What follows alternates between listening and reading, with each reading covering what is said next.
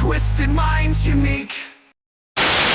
What is up, all you Slashaholics? Welcome to Slash Sisters. I am Slash Sister Hallie. And I am Slash Sister Jen, and we want to welcome you back to your favorite channel for horror movie reviews by true horror movie fans. I'm Skippy, and if this is your first time here, welcome! Yay! We're glad you're here. We do fun horror stuff on this channel, and if you don't want to miss out on any of the shenanigans, because shenanigans will be had with or without you. Shenanigans. Make sure you slash that subscribe button so you can stay up. What's the name of that place you like to go to, you know, the one with all the shit on the walls? Shenanigans? Sorry. Super Troopers reference. Yeah. For you young folks out there. Yes. But yeah, make sure you slash that subscribe button so you can stay up to date on everything we are doing on this platform. Yes. Today we are going back into franchise territory and visiting the world of Ellen Ripley and the Xenomorphs. Have we left it yet? Not really. I feel like I'm constantly in a state of, like not specifically these aliens, but just like aliens. I mean, the state of the climate of where we live, yeah, pretty much. Yeah. But that's right, we are finally going back to planet LV-426, because apparently that was the planet in the first one. Yep, we find that out in this one. Right. They never named it in the first one, but... To see what those little face huggers were up to. Yes. I hope it's not any, like, gross-looking eggs or, you know, chest-bursting creatures. I don't know. I guess we're gonna find out, aren't we? Face huggers? That knocked my fake eyelashes off, girl. I couldn't resist. It was there for the taking. I mean, come on. This little dude's just so fucking cute. This one's not as cute. He's a lot creepier looking. If I can leave it to Loot Crate, right? Ugh. Alright, we're covering the extended directors, or I think it's producers or something. I don't know. It's the special edition of it. So let's get straight into it so we don't take forever telling the story, hopefully. Yeah, because this cut is 2.5 hours long. Yeah. We open our story on Ellen Ripley, who is in stasis with her cat Jonesy. Aboard the shuttlecraft belonging to the Nostromo, which she destroyed at the end of the previous film in order to kill the alien that had made its way on board. The shuttlecraft is picked up by a salvage team for the Weyland-Yutani Coporation, because the Weyland-Yutani Coporation fucking runs everything. And Ripley is brought out of stasis. My biggest question for those fans out there that have seen Alien Romulus and know that Alien Romulus takes place between Alien and Aliens. There is a 57-year gap between Alien and Aliens. Romulus takes place roughly 20 years prior to this.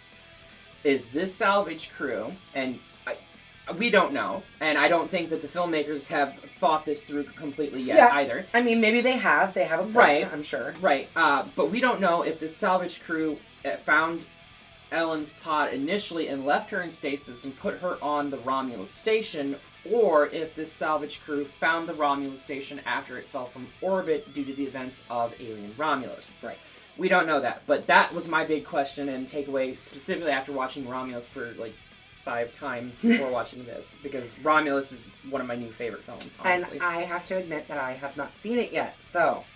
You're a bad horror fan. I know. You're a bad horror fan. I know. There's just so much. I know. There's so much I have yet to watch, too. There's so much to see. She wakes from a nightmare to find Carter Burke sitting at her bedside. He explains to her that they found her floating out there by complete luck, and that she had been out there 1 in 1,000 shot. Yeah. 1 in 1,000. That's actually, I mean, that's really not that bad a chance. It's the Weyland-Yutani Coporation. It wasn't 1 in 1,000 shot. But that she has been out there for 57 years, as Hallie pointed out just a minute ago. Ripley finds out that her daughter, who she promised would be home for her 11th birthday, passed away a few years ago at the age of 66. Amanda Ripley McLaren, married name, I guess, age 66. And that was at the time of her death, which was 2 years ago. I'm real sorry.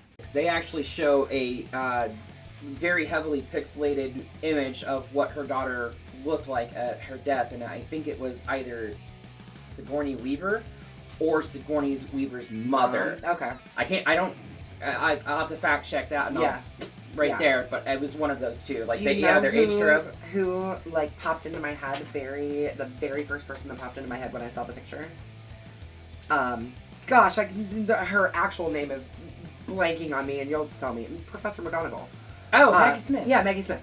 That's who, like, as soon as they put the picture up of her, I was like, oh gosh, that looks like young Maggie Smith. Weird. I mean, it wasn't that young. She had a shit ton of wrinkles. For 66, she had a shit ton of wrinkles. She sure did. And I'm sorry, this is the future. Right? That's what I was going to say. Defying age. How did she die at 66 this far in the future? Come on. Anyways, I mean, people die from all kinds of things. Maybe they haven't figured out everything yet. Anyways, Ellen is debriefed by the representatives of Weyland-Yutani, who are none too pleased with the fact that she destroyed their very, very expensive spacecraft, which honestly... And they equipment and salvage. Yeah, but they give a number, and it's like less than $100 million, which, like, for that type of equipment, it would cost way more than that in today's dollars. And this is in the future, so... Well, this is 86, and they were basing it off the numbers of the time. Right. But I remember thinking, like, oh yeah, it would have been way more expensive than that. Oh yeah, definitely. Well, they quote, I think later in the film, they quote, like, the whole, like, colony of LB 426 as like $42 million. Yeah, which like how? Ain't no fucking way. How? Just one spacecraft would cost way more than $42 million in today's money. Yeah. They also do not believe Ripley's story and say that the colonists have been living peacefully on that planet for at least the last 20 years and have yet to come across any hostile indigenous aliens. Yes. To which Ripley promptly replies, "Did you not fucking hear me? They're not indigenous. Right. It was a derelict spaceship that we found it on." Yeah. Yep. Which clearly they just haven't found that spaceship yet. Maybe. They end up basically like confining her to a bunker. And she gets a job as a loader. They strip her of her title. They strip her of her rank because she was a lieutenant. Yeah. Flight officer. And they've like demoted her down to like basically civilian status, and she's forced to get a job as a loader. A loader. Yeah. Because it's the only fucking thing that she can get. Meanwhile, on LV 426. A family of colonists are sent out to a site to check on something for the company. It's actually later determined that Burke was the one who specifically called those people and sent them out there. He knew what he was doing. Yeah. Very much knew what he was doing. And I can almost guarantee you that it was only after having heard Ripley's story that he told them to go out there. Yeah. Mm-hmm. So this, because later, we also see... Don't ask because it takes 2 weeks to get an answer out here, and the answer is always don't ask. So what do I tell this guy? Tell him, as far as I'm concerned, if he finds something, it is his. Like the guy running the colony. Yeah, who's like, they want to know if they're going to get money. It takes 2 weeks to get an answer, or it takes 2 weeks to send a question. It takes another 2 weeks to get a response. I don't ask questions because you know why? It doesn't matter. And by the time you get the response back, they don't tell you an answer anyway. Exactly. So, so yeah, the mom and pop, which they specifically say it's like a mom and pop group. Yes. No, it's a mother, father, son, and daughter team that are on some type of like Land Rover thing, going out to explore, basically. Yeah. And basically they're salvagers as well, and they're like, oh, like when they pull up to the horseshoe-shaped vessel. Engineers. Yes. We don't know that yet, but but we find that out in 2012's Prometheus. We find out that they're engineers. Yeah. So they pull up on this, and the dad's like, "Oh, we hit the mother load." Yeah. So like, they get out to check this wishbone-shaped aircraft that they found, leaving behind their daughter named Newt. Rebecca. And Rebecca, but she calls her Newt. Yeah, she said the only one that calls her Newt, Rebecca is her brother. Her brother. Which and her brother also remains inside of the vehicle. Did they even give the brother a name? If they did, it was only in credit. Yeah. So, but he literally, like, you don't even see his face, really. Right. The mom returned to their vehicle and begins calling for help, and we see that a face hugger has attached itself to their father's face. Yep.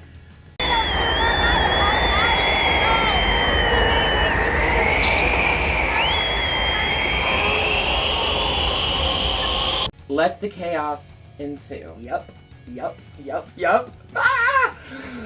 Sometime later, contact... I do have a slight problem, though, because speaking from a specifically scientific reasoning and everything, nobody would set up a colony on an uninhabited planet without doing full reconnaissance of said planet. Yeah, but also remember later when they get there and the Marine crew is like, we're clear, and she's like, we are not clear. I think there has been some blatant disregard for the fact that these planets could have things on them that could kill these people. And the Weyland-Yutani group just don't care. No, they don't care about all they care about is profit. They care about profit and what's in it for the company. Yep. So sometime later, contact is lost with the colony on LV-426. Burke. Hi, Ripley. This is Lieutenant Gorman of the Colonial Marine Corps. And Colonial Marine Lieutenant Gorman show up at Ripley's store and basically like beg her to come with them to the planet. And she at first is like, fuck no, I am not doing that. Like, she's still having nightmares, which I would too. Look, can you imagine? Like, I mean, the PTSD she's got to have from what she went through in the first film.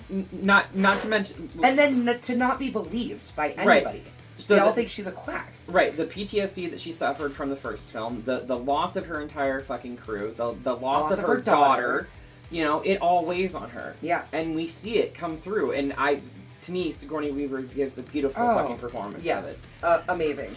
Obviously still traumatized by her alien encounter, she agrees on one condition, that they're going there to eradicate the Xenomorph menace. Yeah. That's the plan. You have my word on it. They are to kill everything. And Burke says, yeah, that's and then she hangs up on him.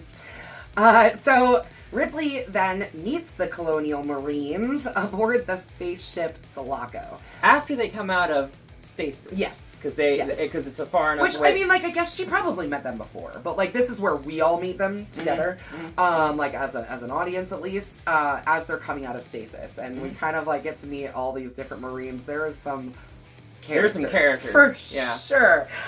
This includes people like Private Vasquez, who actually I think Private Vasquez is probably one of my favorite characters in this movie. Hicks is my favorite. I love Hicks. Hicks is great. And I like Hudson a lot too, just because I fucking love Bill Paxton and I love him just being ridiculous and silly in this movie, which he is. You know, Michael Biehn wasn't even set to play Hicks. Really? Who was originally supposed to be Hicks? James Remar. Oh, really? James Remar was cast as Hicks, and they were filming in London, I think on Pinewood Studios in London, and he got in trouble and was deported, forcefully deported because he had jigs. Oh. At the time it was the devil's lettuce. Oh.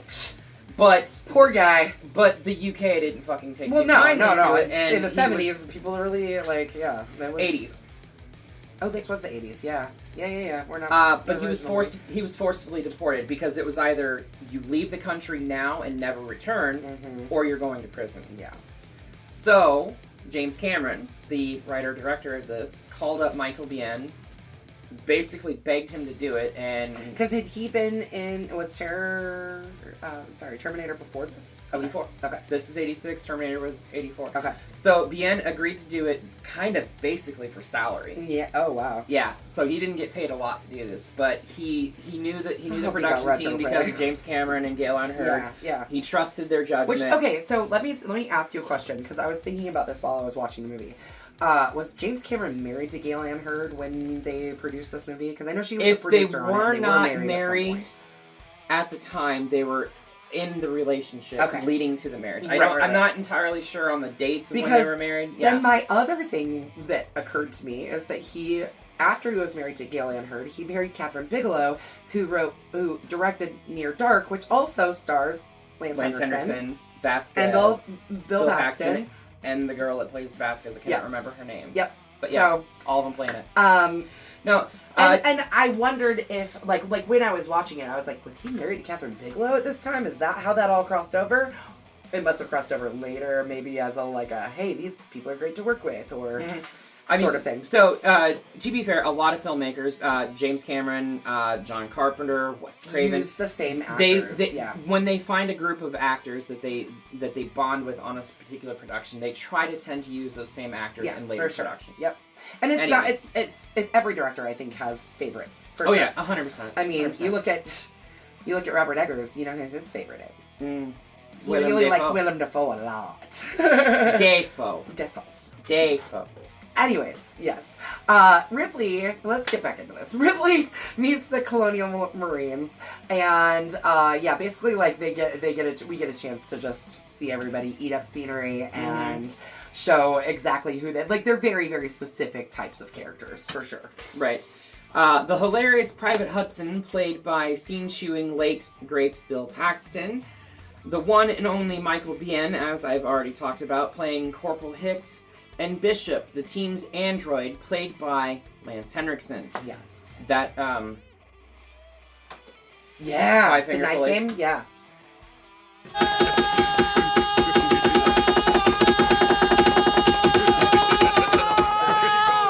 Did he actually do that? No fucking way. By the way, I feel like this is a great segue into this, right? If you are enjoying the nuggets of knowledge that we're dropping on this, you need to check out this beauty right here, Aliens Expanded from VC Creator. It is a 4.5 documentary about literally the creation of this film. Movie. I'm Jim Cameron, and this is Aliens Expanded. Talk to me, Hudson! Multiple signals! Without a doubt, Aliens is the best movie that I've ever been in. We all knew that we had something. If you're gonna only be in one movie, this was the movie to be in. I don't think we had seen that in film before. It was so real. It's brilliant. It's so fresh, so exciting, so adrenal. Let's pack 'em in! Get in there! I want this thing to go smooth and by the numbers. Paxton turned to me and he was like, "Oh, dude, this is gonna be so awesome." This wasn't just a hit movie, it was something that would really endure. A phenomenal piece of filmmaking.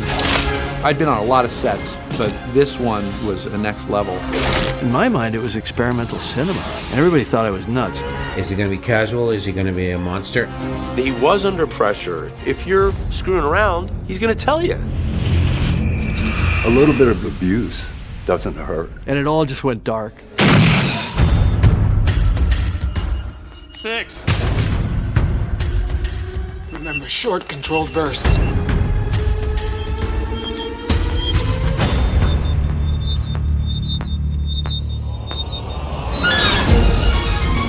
Just shock and awe. We were all cheering for Sigourney. She goes 100% feral. But she's got the gun and the flamethrower.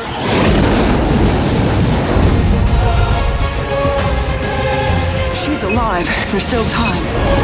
It definitely is movie history. It was a great time in my life. Get away from her, you bitch! I was born to make that movie.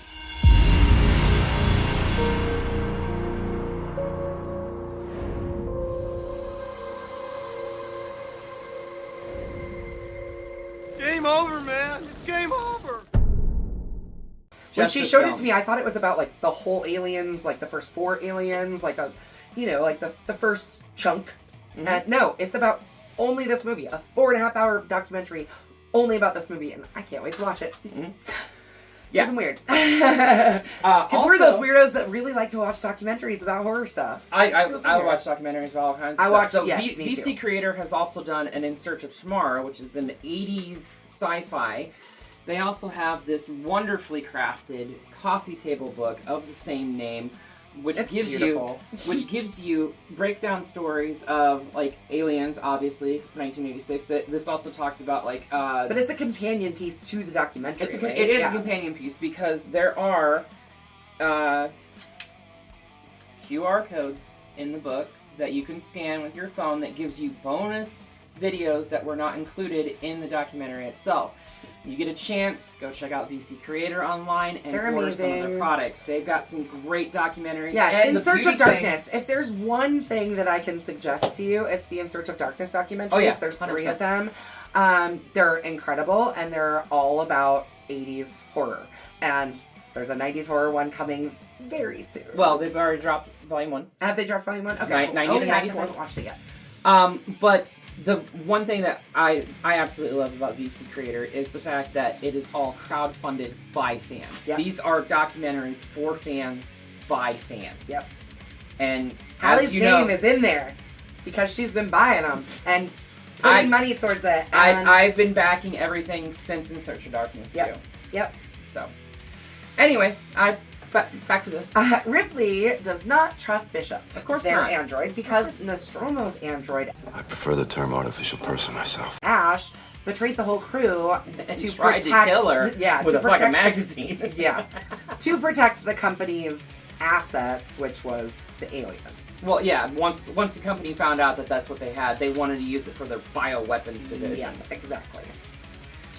A dropship lands the crew on LV-426, where they find the battle-ravaged colony. There is clear evidence of a fight, but none of the colonists are anywhere to be found. And I believe it's Gorman that says, "Okay, all clear." Yeah, and she's like, "The fuck, we are all clear." Like, Ellen's not on the colony yet. She's still on the dropship waiting. Like, she's there. They're there, but she's still on. She doesn't go out onto the colony. She still waits on the ship with new. She's in that little but she's in that APC vehicle Yeah. that Gorman's on, because he's commanding the team from that. That's their command center. They're on Planet Command Center. Right. So they when the Marines get into the colony, they find 2 live alien face huggers, one of which looks real gross in a sexual manner. In containment tanks within the med unit. They're literally very like sexual in they and of are, themselves. but one of those face huggers has like a peen and a badge. It's weird. Anyways. Sorry, guys. They find 2 of them alive in the med unit, in containment units, and Ripley knows they are in big fucking trouble. They find one solitary colonist left alive. The little girl from the beginning, whose parents were the first to be attacked by the facehugger. Now, how she made... I mean, obviously, they had to have taken... She had, like, Mom had to have driven them back to the colony, right? Clearly. So, and that's what... It started with Dad, and clearly, like things escalated from there. But they're dead. All right, can I go now? The Queen had to have. We'll get into that. We'll get there later. But she has been alive on her own for God knows for how weeks at least, right? At least weeks. Yeah, at least, because and she's been basically like just living in the air ducts. If it takes 2 weeks for a message to travel through space to get to LV-426, how long does it take an entire dropship to get across the universe to that colony? Right. Yeah. So the team locates the other colonists by using the signal, or thinks they locate. Well, yeah, I guess they do. No, they do locate them. By using the signals that were actually implanted in them when they became colonists. So it was just basically part of their indoctrination. Yeah, so that they can let's call it what it is. Fucking indoctrination. Yeah, for sure. So they it's actually they find the signals coming from beneath like a fusion powered station. It's a cooling station. It's a cooling tower for tantamount to a nuclear reactor. Yeah. That's literally what it is, because they say basically as much when they get there. No live ammo. If you rupture the cooling tower, the whole place is going to blow. Right. So they go into the corridors to find everything covered in alien secretions. Do you know what the alien secretions were typically made from? Well, at least the xenomorph, like saliva and tendrils and everything, is KY jelly? KY jelly and shredded condoms. Okay, makes sense. Very sexual in nature.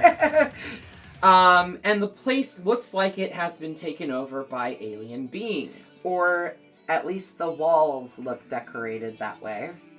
There's a reason. At the station's center, the Marines discover opened eggs, dead facehuggers, and cocooned colonists serving as incubators for the alien embryos. Right, so the cocoon colonist is a callback to the director's cut of original Alien, where Tom Skerritt's character, Dallas, was... Instead of just dying by a xenomorph, slashing them, because they cut this part out, right? They cut the part that I'm talking about from the original Alien, they cut it from the theatrical cut, but in the special edition, we see him at the very end, and he's begging Ripley to kill him. He's cocooned in what is tantamount to a giant egg. Now, initially, Ridley Scott was trying to say that the humans get cocooned into eggs and they turn into facehuggers.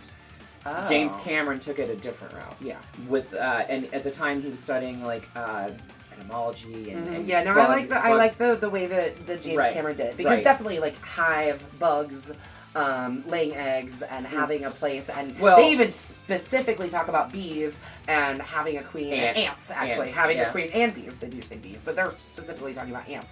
A little anecdote about this real fast. James Cameron was actually working on a sequel to Aliens before he was approached by 20th Century Fox. Okay. He actually started writing a script called Mother, because Ridley Scott's Alien had a profound effect on him and the way he wanted to tell stories, that he wanted so desperately to create a sequel for it. So he started working on an unsanctioned,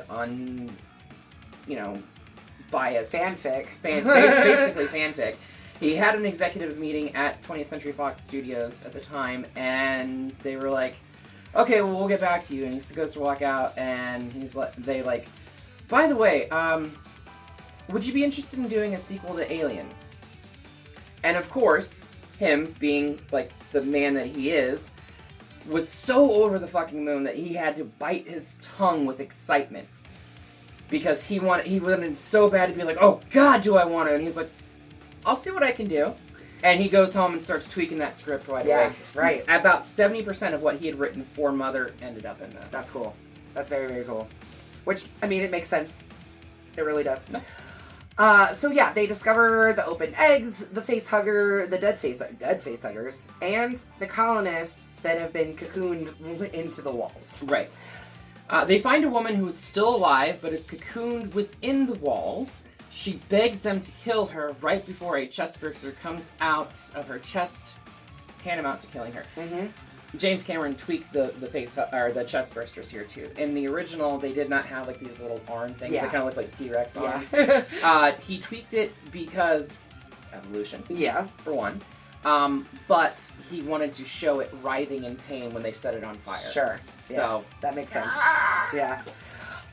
So this causes several adult aliens to come out of the walls and begin attacking and killing multiple of the walls Marines. Or come off the walls. Come off the walls? Because they're definitely very clearly spiraled up on the walls. Yep.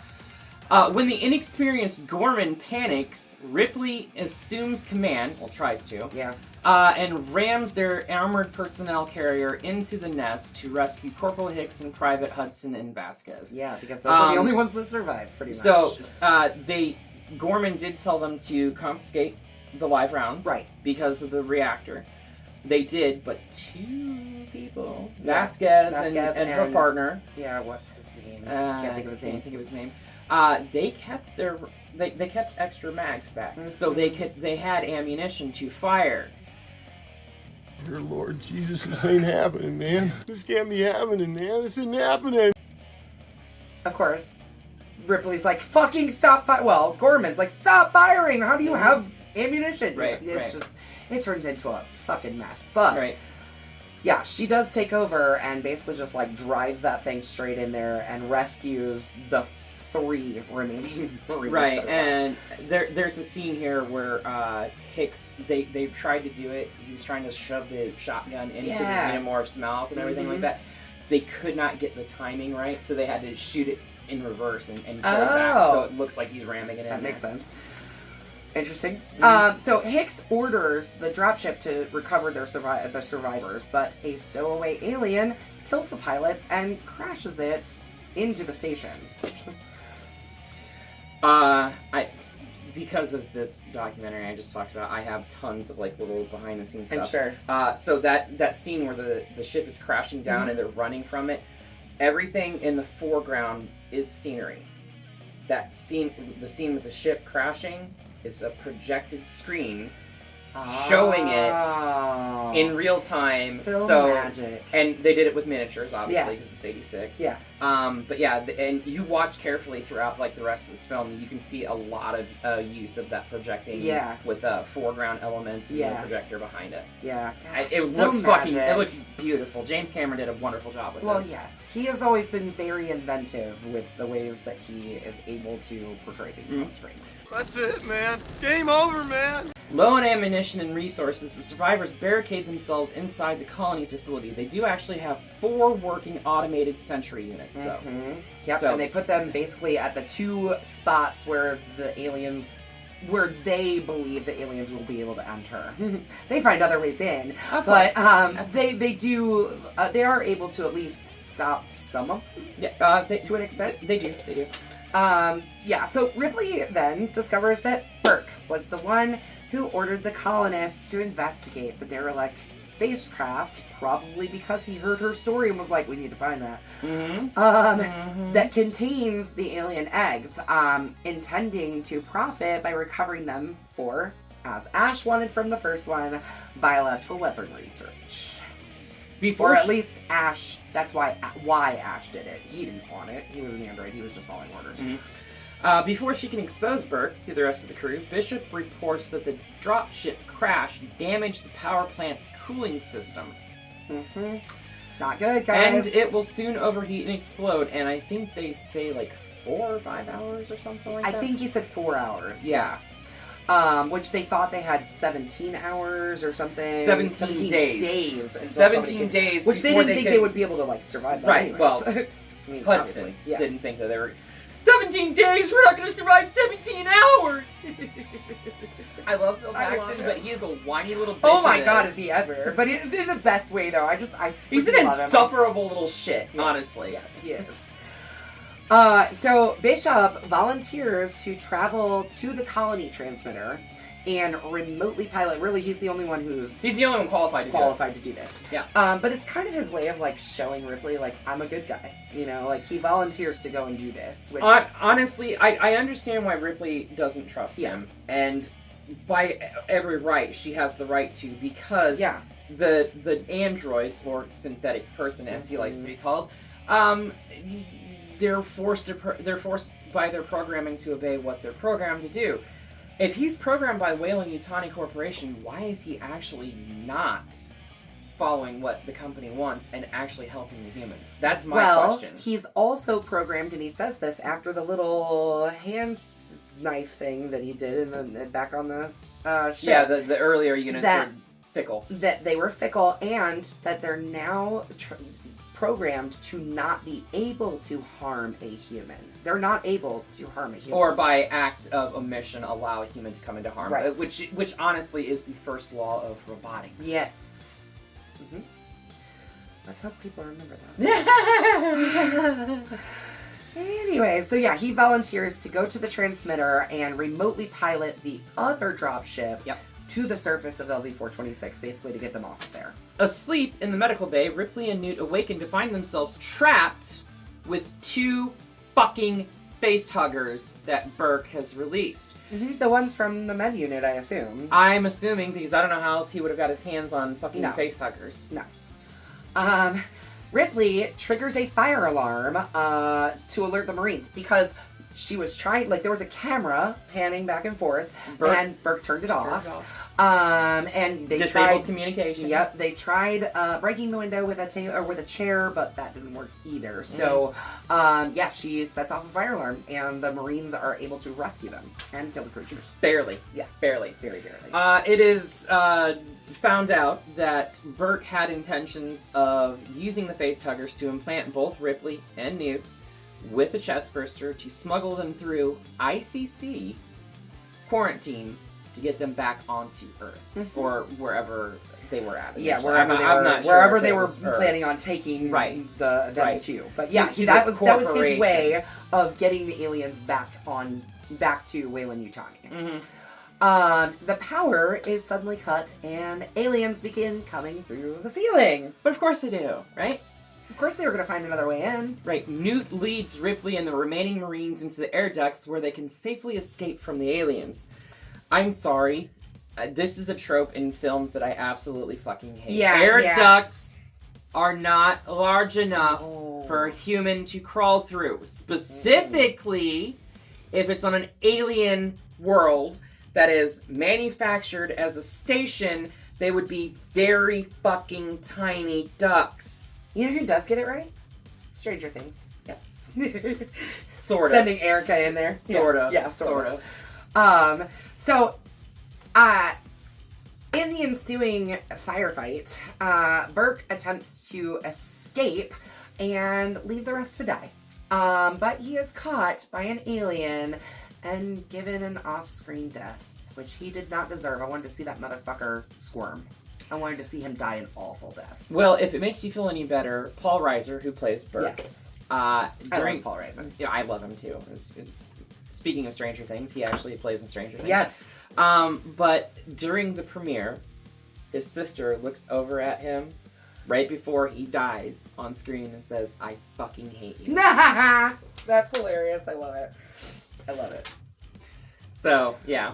Yeah. Vasquez continues to kill the oncoming aliens as they make their way through the air ducts, but eventually she runs out of ammo, and she and Gorman ignite a grenade together and help keep the aliens from getting to Ripley and Hicks and Newt.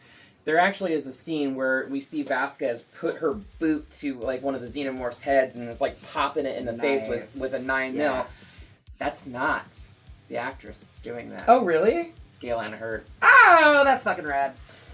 I love that. So Newt is then separated from Ripley when she falls down, like they're like standing on this little like... It's like a wheel thing. Yeah. I'm guessing it's some type of like turbine to propel the air or something like that. But she falls down into a completely different air duct and... Into water, and then is taken by the creatures. I mean, they're able to track her because earlier... Hicks had given Ripley a GPS locator watch that Ripley in turn gave to Newt. Right. So if Newt ever so they got separated, aren't able to track Newt, but she gets taken by the aliens. Hicks is injured by some alien acid blood because, you know, they still have fucking acid for blood. Of course they do, right? Yep. And Ripley ends up taking Hicks to the dropship because it had Bishop has gotten it from their main. What's that place? What's the Saluka or what's Luca? I can't remember. Whatever, their main ship. They do get the dropship, and she takes Hicks onto it, but she refuses to leave without Newt. And Hicks agrees that we're not leaving. Yeah. Yeah. So Bishop, being ordered to do so, does not leave. Because Hicks is the commanding officer. Right. He's the only officer left. Yeah. Although technically, Ellen Ripley was promoted back to lieutenant. So that's true. So she would be the commanding officer. Right. Because he's Corporal Hicks. Yeah. Lieutenant Trump's corporal. Yes. Anyway. But she arms herself and intends to descend into the hive to retrieve Newt. See you, Hicks. Dwayne. It's Dwayne. Ellen. Don't be gone long, Ellen.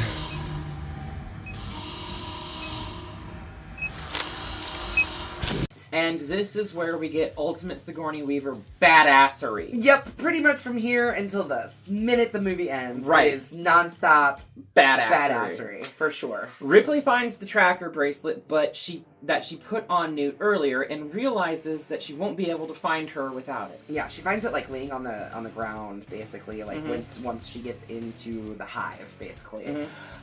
Just then, we see Newt, who has been cocooned into the wall, and she sees an egg open, like Newt watches an egg open and a facehugger be born out of it, and she starts screaming, which, by the way, her scream is so high pitched. What was it? Carrie Hoon? No, not Carrie Hoon. Oh god, what the fuck was her name? Yep, it's I cannot remember it. It is Carrie as her first name. Yeah, Carrie is her first name. This is the only film she has ever done. Yep. And she said in that documentary that I showed you, if you're gonna do one film, I guess this is the film to do. For sure. But yeah, she's got a very shrill, high-pitched, extremely high-pitched. But that alerts Ripley to where she's at, and she's able to rescue her. Ripley rescues Newt, but as they are going to leave, she realizes they are in the middle of hundreds of alien eggs. And now we get to see her in all her glory. The Queen.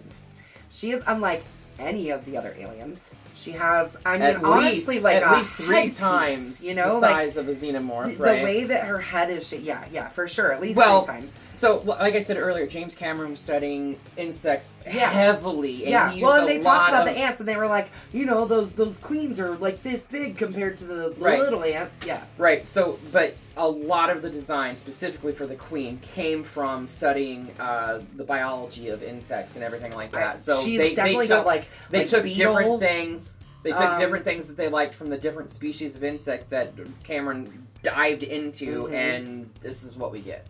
And it's so cool. Fucking glorious. Fucking awesome. She is unlike any of the other aliens, like you said, probably at least 4 times the size. And she is attached to this tube sort of thing that is depositing and laying more eggs. Yeah, which, gross. We see it again in Alien vs. Predator. Too. Yeah. When one opens, Ripley burns the egg, causing the Queen to signal her minions of xenomorphs to basically retreat, back off. Yeah, like back up, or she's gonna burn all of them. And Ripley then decides to just light fire. Come on, baby. So the whole egg fire to the entire egg field and flees with Newt. Not before. Yeah, just blowing off everything, like blowing up everything she can. Well, she had a grenade launcher on the side of her. Shotgun or pump action grenade launcher on the underneath side of the assault rifle. Hicks showed her how to use it earlier. Pursued by the enraged Queen, who has detached herself from said tube, and leaving the egg sac layer behind, Ripley and Newt escape only to find that the dropship and Bishop are nowhere to be found. Curse you, Bishop! Yeah. So, they go up one of the elevators, and then the other elevator, the Queen ends up coming up in. And the Queen goes up. Yeah. What? Yeah, I know. Because she knows how to use an elevator. Exactly. Ripley, believing that Bishop has betrayed them, like the last android, runs around trying to find a way for them to escape, basically. Just then, Bishop pulls back up, saying the platform was just too unstable, and takes Ripley and Newt and is able to get them off-planet back to the Saluco just before the nuclear reactor takes out the entire colony. I think they said it was a 40 megaton blast that was going to encompass 30 kilometers. I think he said the size of Nebraska or something like that. Roughly. So, the Queen, who found her way on board. So, are we led to believe, based off Alien Romulus, xenomorphs can breathe in space? Yeah, I guess so. I guess so. So, the Queen stowed away on the dropship landing gear, and she, of course, then attacks the group inside the big ship. The Queen pierces Bishop through his spine and with her tail. And literally rips him apart in half from the waist. And, of course, the milky blood spews everywhere. And whatever. Yep. And advances on Newt. Ripley gets into an exosuit cargo loader, which they show her using earlier in the movie. But it is tantamount to a walking forklift. Yeah. That's the best way I can describe it. And she knows how to use it because that's what her job was. Right. Yeah. And says one of the most famous? Yeah, infamous, either way. Lines ever committed to film. Stay away from her, you bitch! I believe the line is, get away from her, you bitch. This is film class, right? No, this is Slash Sisters. Oh, right. Randy. Okay, Randy, you definitely got the line wrong. It's stay away from her, you bitch. Yeah, that's right. Get away from her, you bitch! They fuck it up in Scream 2. Anyways, Ripley manages to get the alien queen into the airlock and tosses her out into space like she's a piece of trash. Well, she's trying to that. drop her into this big airlock hole opening or whatever. And as she's trying to drop her in, the queen pulls the exo loader down on top of her. Ripley gets out, and I'm sorry, but Ripley's arm should have been ripped from its socket. Yeah. Now that so she's climbing up the ladder. She hits the switch to open up the airlock. The vacuum of space starts sucking all the air out. And somehow she doesn't get sucked out. The alien queen is holding on to Ripley's foot, and Ripley's like this on the ladder. Her arm should have been ripped from And then its she's just like, I don't need those shoes, and let's go over shoes, and there goes the alien. And then they're safe. Yep, everybody's safe. Ripley, Newt, Hicks, and Bishop then enter the hypersleep for their return to Earth. Yep. And that is where we are going to leave things, because we are certainly not done with this story. Not done with the story, but it's going to piss off a lot of fans. Yep. Prepare to be pissed with the next movie, because we will be. We're going to start the movie pissed. Thoughts, Hallie? Oh, this is... I was telling Amy when I was watching this the other day that I think out of everything that I've watched, horror-wise, franchise-wise, the Alien franchise as a whole is probably one of my favorite franchises ever laid to film. The story and world crafting that Ridley Scott and James Cameron started and Ridley expanded on. Ridley Scott expanded upon in the 2010s with Prometheus and Alien Covenant, and then Fede Alvarez with Alien Romulus. Beautiful story crafting, beautiful practical effects. This is a bloody machete up for me. Bloody machete up for me too. This is hard for me to like. I will go back to the scene in Scream 2 where you called me Randy. The reason they were discussing this is because they said there's no sequels that are better than the original. I would have to say, in my personal opinion, I like this one. I'm not saying it's better than the original one, but I like this one more than the original. Because there's more action, because there's more story, because there's so much expansion on the world. The reason why it's called Aliens is because it's multiple Xenomorphs. Yeah, lots of Xenomorphs. Instead of just Alien 2, it's Aliens. Right. I think that this is probably my favorite in the franchise, followed very closely behind by Alien Romulus. Yeah. I have not seen Romulus yet. Guess I gotta watch it. So yeah, bloody machete up from both of us.